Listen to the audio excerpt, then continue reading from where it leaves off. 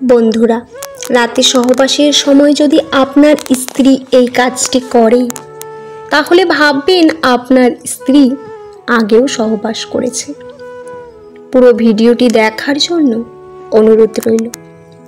Bill Gates একটি রেস্টুরেন্টে খেতে গেছে। খাওয়ার পর বিল গেটস ওয়েটারকে $5 বকশিশ দিল। বকশিশ পেয়ে ওয়েটার বিল গেটসের দিকে হাঁ করে তাকিয়ে রইল। ওয়েটারের কাণ্ড দেখে বিল গেটস জিজ্ঞেস করল, কি হয়েছে? আমার দিকে এভাবে তাকিয়ে আছো কেন? ওয়েটার বলল, স্যার, গতকাল আপনার ছেলে এইখানে নাস্তা করার পর আমাকে $100 বকশিশ দিয়েছেন, আর আপনি তার বাবা এবং এত বড় ধনী হয়ে আমাকে মাত্র $5 দিলেন। বিল গেটস হেসে ওয়েটারকে বলল, সে হচ্ছে বিশ্বের 1 নম্বর ধনী মানুষের ছেলে, আর আমি হচ্ছি একজন কাঠুরিয়ার ছেলে। কখনো আপনার অতীতকে ভুলে যাবেন না।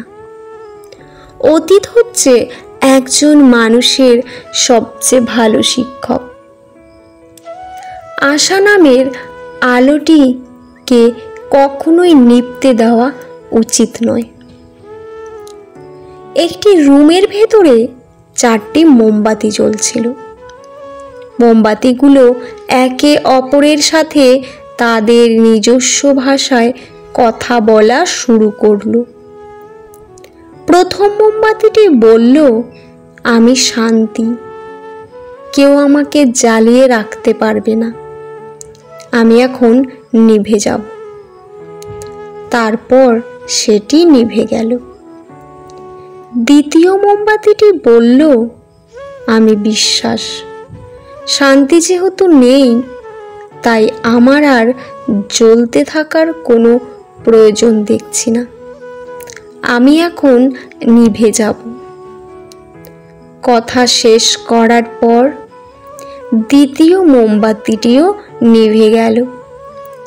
তৃতীয় মোমবাতিটি এবার মুখ খুলল, আমি ভালোবাসা, শান্তি এবং বিশ্বাস কেউ নেই, তাই আমারও বেশিক্ষণ জ্বলার মতো শক্তি নেই। মানুষেরা আমাকে গুরুত্ব না দিয়ে একপাশে সরিয়ে রাখে। শুধু তাই না, ওরা প্রিয় মানুষগুলোকে পর্যন্ত ভুলে যায়।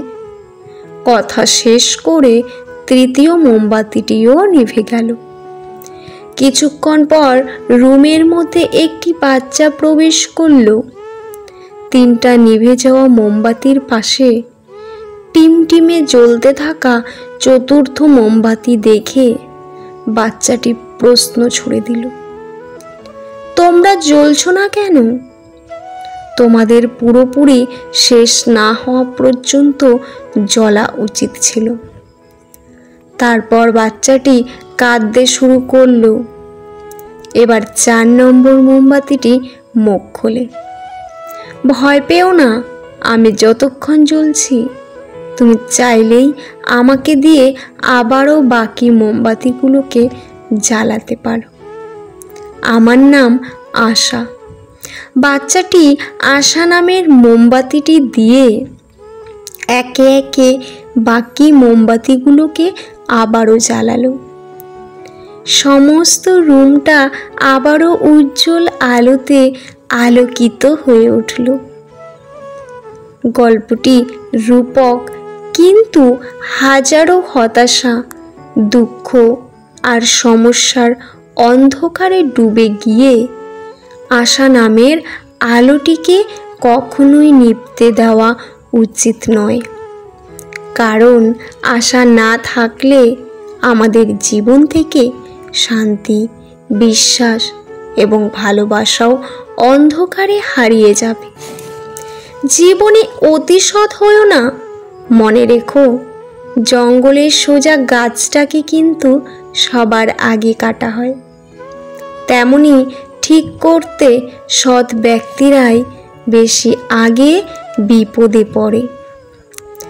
এমনভাবে আসো যেন মনে হয় তুমি কখনোই কাঁদোনি।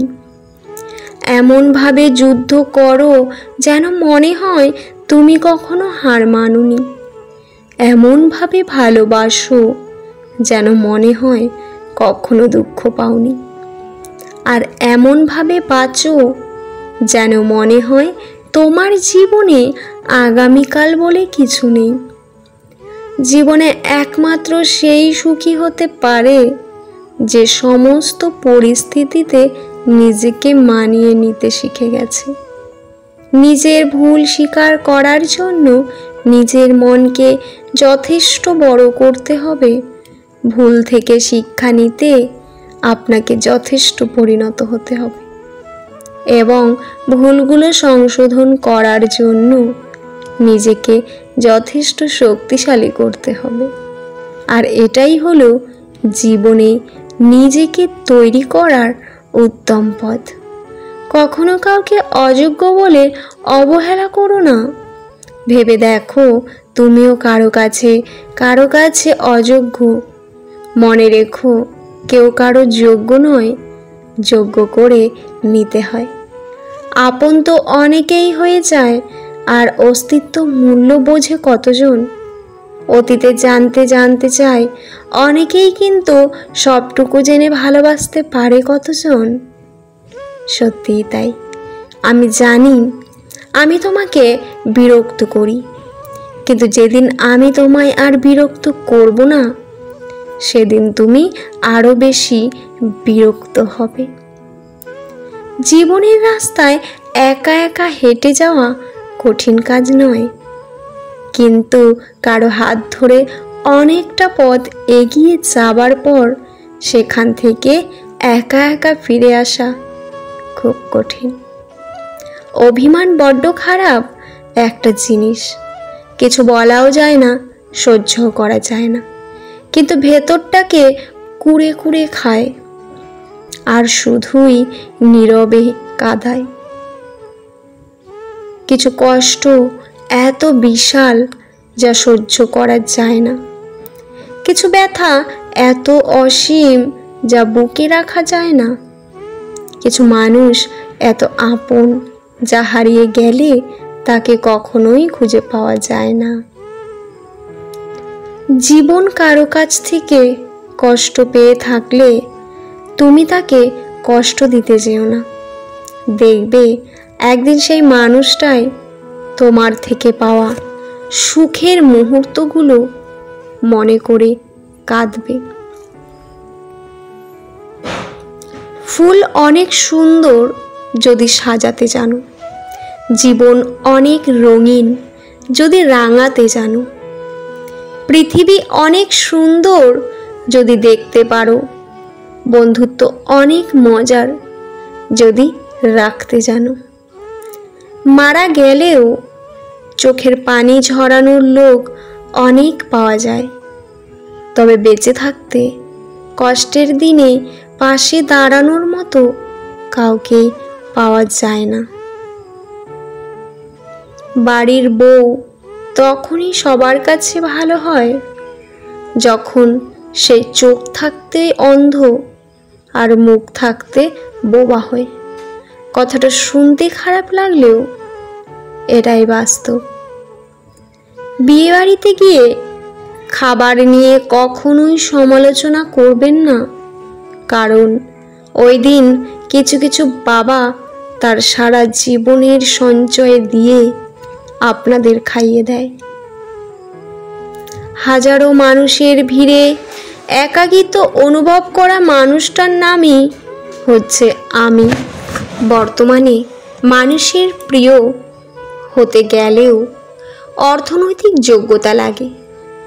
অর্থশূন্য মানুষ কখনোই কারোর প্রিয় হয় না। পাওয়ার আশা করে এসেছি বলেই নাকি তোমাকে হারিয়েছি, তবে না চাইলেই কি তোমাকে পাওয়া যেত? আসলে প্রয়োজনের চেয়ে অনেক বেশি মূল্য দিয়েছে বলেই আজ আমি এতটা মূল্যহীন। পৃথিবীতে যদি কঠিন বলে কিছু থাকে তাহলে সেটা হলো মানুষ চেনা। সবাই যখন ভাবছে খারাপ তো খারাপ হয়েই থাকি, ভালো হয়েই বা পেলাম কি, বলুক যার যা বলা বাকি। নিতে চাই না আমি তোমার কোনো সুখের ভাগ, যদি তুমি থেকো দুঃখে তবে দিও আমায় ডাকো, দেখবে আমি তোমায় খুশি সেই দেখে ফুটবে। আমার মুখে হাসি তোমার জন্য যেতে পারি আমি গলায় ফাঁসি। জীবনটা এমন এক পর্যায়ে পৌঁছে গেছে যেখানে রাগ করলেও কেউ আর ভাঙাতে আসে না, কেউ কেয়ার করে না। নিজের রাগ নিজেকেই ভাঙিয়ে নিজেকেই সান্ত্বনা দিতে হয়। নিজেকে হত্যা করার সব থেকে সহজ উপায় হচ্ছে কাউকে সত্যি সত্যি ভালোবাসা। সুখ কখনো জীবনে জোর করে আনা যায় না। ভিডিওটি কেমন লাগলো অবশ্যই কমেন্টে জানাবেন। ভালো লাগলে চ্যানেলটি সাবস্ক্রাইব করে পাশে থাকবেন। পুরো ভিডিওটি দেখার জন্য আপনাদের অসংখ্য অসংখ্য ধন্যবাদ। ভিডিওর শেষে জয় শ্রীকৃষ্ণ লিখতে ভুলবেন না। ভালো থাকবেন, ধন্যবাদ।